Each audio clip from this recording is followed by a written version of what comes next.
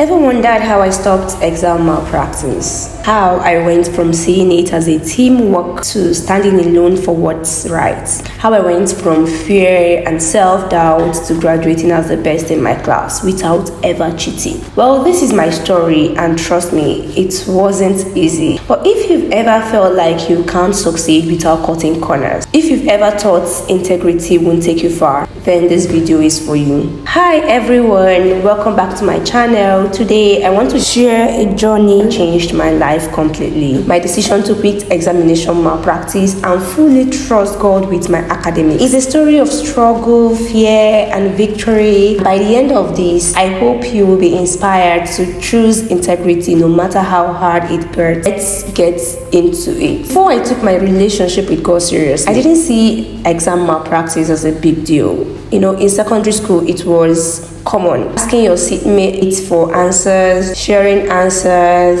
It felt normal. We called it teamwork, helping each other out. And back then, I really didn't think I was doing anything wrong. I wasn't a bad student, yeah. I studied.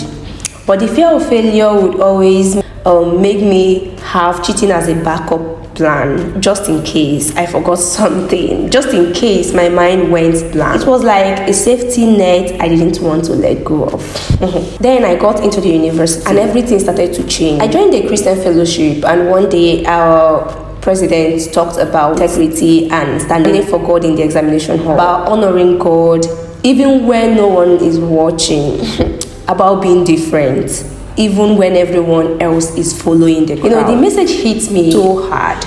You know, I started to think, I'm a Christian, I believe in God.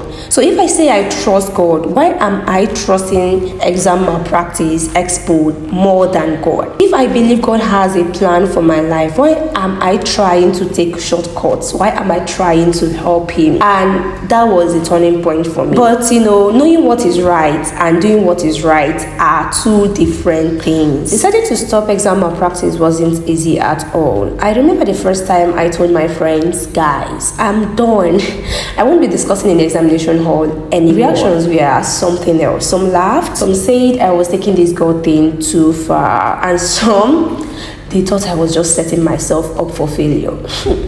And honestly, I was scared too. I wasn't the kind of student who always knew everything, though I do try anyway. I'm smart, but then I've always had this backup plan. And there are times I felt like I needed extra help. Everybody does that too. No matter how much you've studied, you still feel like, you know, you still need extra help, and you just don't want to trust yourself enough not to ask an examination. But then I had made a promise, not just to myself, but to God, and I was determined to keep it. You know, one of the toughest tests of that decision came during our physiology exam. It was an MCQ exam, and when I saw the questions, my heart sank. I didn't know most of the answers, and the temptation to just glance at someone's paper, to just ask someone, because in med school sometimes people, they are they've read this, and you know that this person revised this particular thing very well, and the person is just sitting beside you. You can actually ask, but then I couldn't. And the temptation was so strong, but then I kept my head down. I wrote what I could and submitted my script. I felt terrible.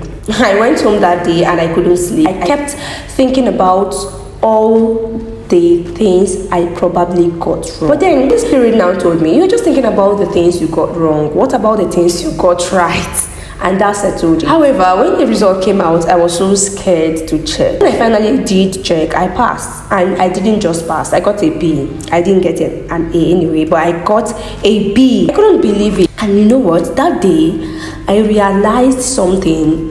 God's grace shows up even when we think we failed. Yes, and here is the thing about integrity. You know, people are looking at you. At first, people will be shouting at you. People will mock you. You remember at first, some of my friends mocked me. Some of my classmates mocked me. Over time, some of my friends started to join me. You know, they saw the peace I had, saw my result, they saw my consistency, and slowly they started making the same decision to stop exam malpractice too. My faith grew too. I learned to trust God completely, not just in my academics, but in every part of my life. My study habits improved because I knew I had no plan B. I had to put in the work and trust God with the outcome. And then something happened. Yeah, I've always known that God wants to write a story with me, and he had to make it right. I think that was why he made me start from the beginning to trust him better. So I graduated as the best in my class without ever cheating, without cutting corners. Come on, it wasn't just about the grade. It's about the journey, the discipline, the trust, the growth. And that's why I can stand here today and tell you, you can do it too. You don't need shortcuts to succeed. You don't need to compromise your integrity to be great.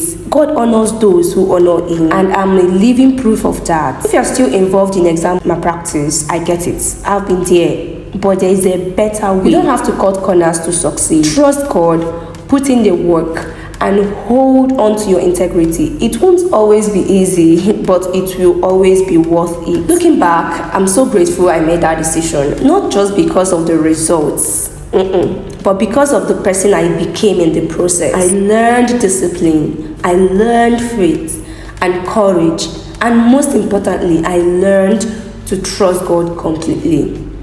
If this story spoke to you, please like this video, share it with someone who needs it, and subscribe for more content like this.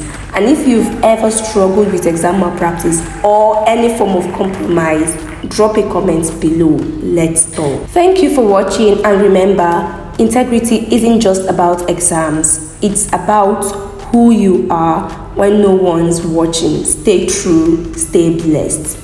Bye.